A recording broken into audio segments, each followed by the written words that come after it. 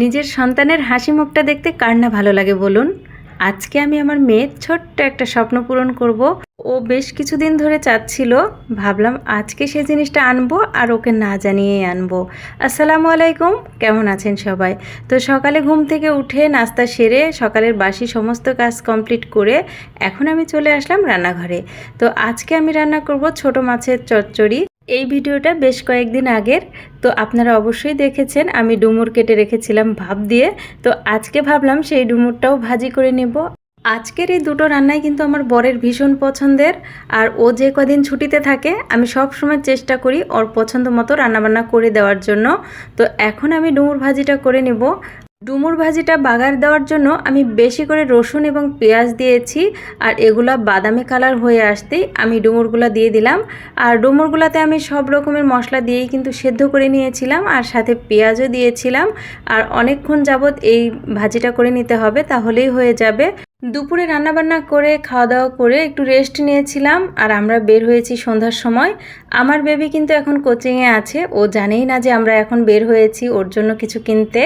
ওর coaching শেষ হতে হতেই কিন্তু আমাদের কেনাটা হয়ে যাবে। আর এটা আমাদের বাসা থেকে খুব একটা বেশি দূরে না, আমরা খুব দ্রুতই চলে যেতে পারবো। আর এই তো আমি আর আমার বর চলে আসলাম কেনার জন্য। তো আমার বেবির জন্য একটা চেয়ার দরকার ছিল, আর ওই বাসাতে চেয়ারটা রাখার মতো একদমই জায়গা ছিল না। আর আগে একটা চেয়ার ছিল, সেটা জায়গা না হওয়ার কারণে আমার ভাই নিয়ে চলে গেছে। তো ভাবলাম ওর জন্য একটা চেয়ার কিনি, নতুন বাসায় যেহেতু জায়গা আছে। ও জানে ওকে আমরা একটা চেয়ার কিনে দিব, কিন্তু কবে কিনে দিব এটা এখনও সে জানে না। তো আজকে আমরা যে চেয়ার কিনতে এসেছি এটা একদমই জানে না, হঠাৎ করেই। এই জায়গাটার নাম হচ্ছে রাজশাহী গ্রেটার রোড, আর এখানে সব ধরনের ফার্নিচারই পাওয়া যায়। তো আজকে আমরা আসলাম একটা চেয়ার নেওয়ার জন্য, আর চেয়ারটা পছন্দ হয়ে গেছে, আর চেয়ারটা নিয়েও নিলাম।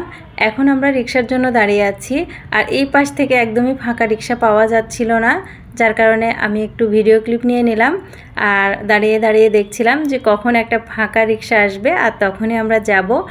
এই দোকানের নাম সেঞ্চুরি। এদের অপোজিটেও একটা দোকান আছে, ওখানে স্টিলের আলমারি বা অন্যান্য জিনিসপত্রও পাওয়া যায়। তো আমি এর আগে এই দোকান থেকে স্টিলের একটা আলমারিও নিয়েছিলাম। এদের ফার্নিচারগুলোর মান কিন্তু অনেক ভালো। তো এই তো আমরা দুজনে মিলে কিন্তু চেয়ারটা নিয়ে এখন চলে আসতেছি।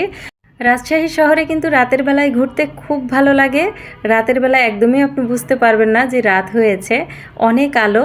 আর আমরা দুজনে গল্প করতে করতে চলে আসলাম বাসায়।